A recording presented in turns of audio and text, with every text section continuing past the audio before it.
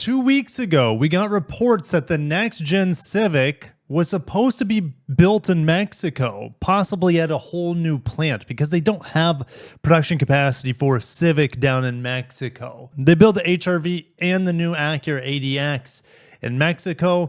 They don't have enough capacity for Civic. What's interesting is with the tariff situation, Honda potentially is moving next-gen Civic production exclusively to Indiana. Indiana is where they build the Civic already. It's the Civic hatchback, and then the Civic sedan is actually built in Canada. But it looks like that all could be coming to the Indiana region. Now, when I spoke to Honda representatives at the recent ADX Drive event, they said, hey, there's nothing official. In fact, they didn't know about it. But just because they didn't know about it doesn't mean that the bigwigs in Japan didn't have plans to build the Civic in Mexico, and now we're moving it to Indiana. But guess what else has just happened? We're having big waves potentially there with the Civic. Look at this. Honda is going to be buying Toyota's batteries.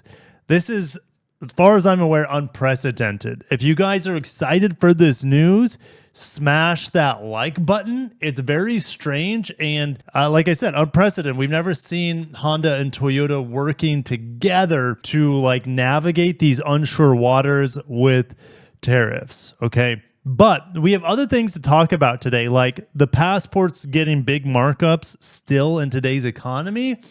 And we're going to finish with this, which is the most exciting, one of the more exciting things. Foxconn potentially working on a deal with two Japanese companies. Those two companies are unnamed. We're going to dig into what those two companies could likely be. Guys, grab your snacks and drinks. I mean, I need an extra large popcorn at this pace. Buckle in and let's get into it. This is crazy. Honda is procuring batteries for its hybrid vehicles from Toyota's new plant in the United States. Okay, quick pause. Here's Toyota's new plant in the United States. It's going online, I think, in April. It has to be online to supply all the new hybrids coming for Toyota, especially the RAV4. The RAV4 sold almost 500,000 units last year. That was about over 50%, something like that, was a hybrid model. Now they're all going hybrid, plug-in hybrid with this next generation. It's going to be crazy. Well, here's the funny thing. And this I think is going to change. All right.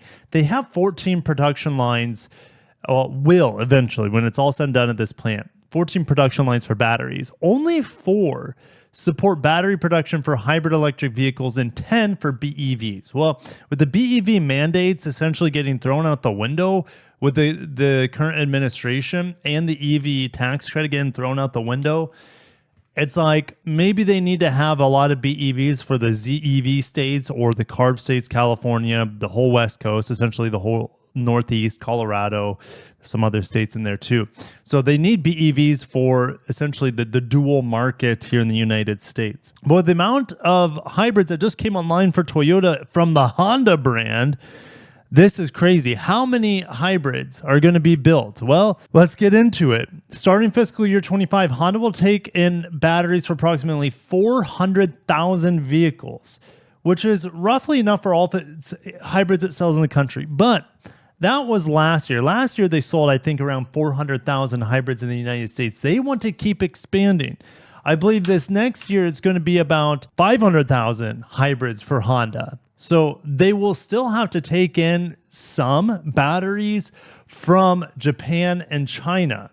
All right. So, but essentially, that's only 20% of those batteries are going to be tariffed, if you think it that way, or at least majorly tariffed. Toyota's batteries built in North Carolina will avoid most of the tariffs. You got to keep in mind that there are minerals, there are things that are not procured here in the United States that come into these batteries, okay, and other components. So, but for the most part, these batteries will avoid the majority of tariffs sourced from Toyota, built in North Carolina. Honda's move is part of a wider effort by Japanese automakers to join forces in establishing new supply chains. S&P Global Mobility estimates U.S. hybrid vehicle sales will rise to 4.12 million units by 2030, a 2.5-fold increase than last year. And this should account for a quarter of new car sales. At this rate, Honda will be selling at least 1.3 million hybrids by 2030.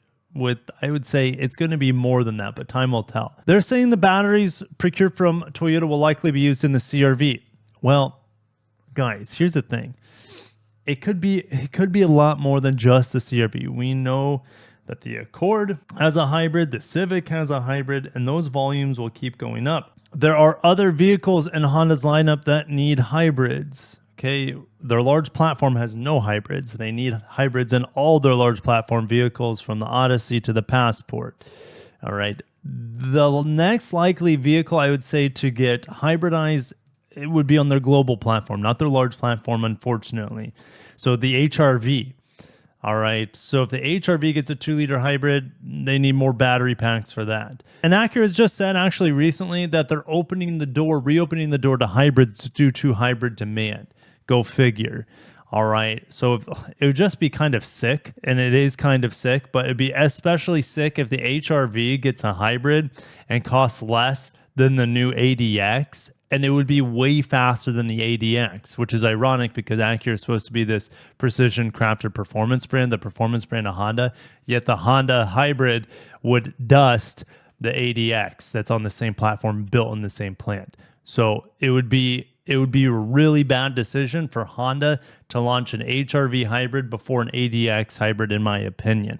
But let's keep reading. And before we move on, keep in mind Honda does have their own joint venture battery plant with LG, but it's only supposed to produce EV battery packs. Could they somehow, some way produce hybrid battery packs? You would think so. A battery is a battery. You just need more of them in a battery electric or a plug-in hybrid, but the battery chemistry shouldn't change, but the size of the batteries do change. Meaning, if we look at the batteries that LG likes to produce, the long pouch style cells or the long prismatic style cells, those can't be packaged in a hybrid. They need to be like short and boxy.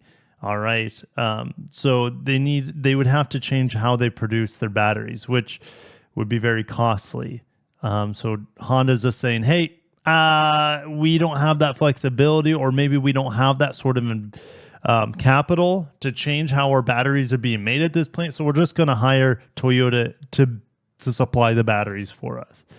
I mean, it's just hard to wrap my head around. It's crazy times, but exciting times. Honda Passports have a $4,000 markup. I'm surprised it's that much. It could be more. All right, we're so deconditioned to seeing $5,000, $10,000, $20,000 markups on desirable vehicles because of the pandemic, the shortages that we've had in the last few years. This is nothing that surprises me. It's disgusting and it shouldn't be a thing, but it is. If you're the one paying $4,000 over for a Passport, you're the idiot. All right. Or maybe you just have stupid amounts of money and you just like the looks of the Passport and you want to be the first one to have it. Right. The market affords for people with too much money. That's just the way it is. All right. So it is what it is. I don't care. All right. So we're going to move on. Foxconn nears EV deal with 2 Japanese companies. I mean, this is a loaded article because the second half talks about Foxconn wanting to enter the U.S., make cars in the U.S. That would make, a company that's as rich as Foxconn can absolutely do that. But let's start with the exciting parts here of working with Japanese companies, being a supplier to Japanese companies. Remember when the merger talks fell apart with Honda, Nissan, Mitsubishi? Mitsubishi never wanted to be a part of it anyways, but especially with Honda and Nissan, merger talks fell apart because Honda's like, you're so poorly mismanaged that we'll just take over Nissan and you'll be a subsidiary of Honda. Honda's like, nah, that's not how we roll. And they just backed out. And then Foxconn comes in trying to be this Band-Aid or this glue that keeps this merger together. Since then, Honda said, well, we're still open to working with Nissan, merging with Nissan if they have a new CEO. Well, now Nissan has a new CEO. Uchida-san is out, and Espinosa is in as the new CEO of Nissan. Okay. And so he's probably very open to working with Honda here and possibly open to striking a deal with Foxconn. So the deal is still alive here, but we don't know what two companies or which two companies from Japan that Foxconn is still courting. Could it be Nissan and Honda? Absolutely. I would say it's either Nissan and Honda or Nissan and Mitsubishi. Mitsubishi, though, seems so out of the loop. They don't really want to work with anybody, it seems like. Honda, look, they just struck a deal with Toyota to buy their batteries to avoid the brunt of the tariffs on their battery packs for hybrids. So Honda and Nissan, I would say, are the two key automakers here that Foxconn could be striking a deal with, but time will tell. And this deal could be signed within just 2 months. And Foxconn is just rolling in the dough. They reported a record high net income for the 24 fiscal year. And Liu, the company's CEO, said its new Japanese customers would work with Foxconn through contract design and manufacturing service to develop electric vehicles. Nissan absolutely needs that. Now, Honda needs that too, but maybe this is specifically for the Chinese market. It's hard to tell. Now let's get into Foxconn wanting to start U.S. auto production. As far as I'm aware, this is a brand new developing topic. At this month's financial announcement, Liu also said Foxconn wants to start North American production of its Model C electric crossover. Well, let's look this up. Okay, here's an image of it. It looks fine. The headlights kind of remind me of like Land Rover, Range Rover. And the side of it kind of just looks like a generic SUV. It doesn't look bad. Let me know what you guys think of this Foxconn design. The Model C, as the first EV built on the MIH Open platform, has gone directly from last year's concept prototype to this year's production vehicle, fully demonstrating Hon Hai's automotive manufacturing capabilities. The drag coefficient of 0.28, that's where the Prius kind of is, but look how much bigger of a vehicle it is. Also 0 to 100 kilometers per hour of just 3.8 seconds. To give you an idea, that would be 0 to 60 in about maybe 3.6 seconds, 3.7, maybe faster. It's hard to say without testing, but 0 to 100 kilometers per hour is 62 miles an hour. A range of 700 kilometers. Now that's in the Chinese cycle. So let's get my calculator out. What did it say? 700 kilometers.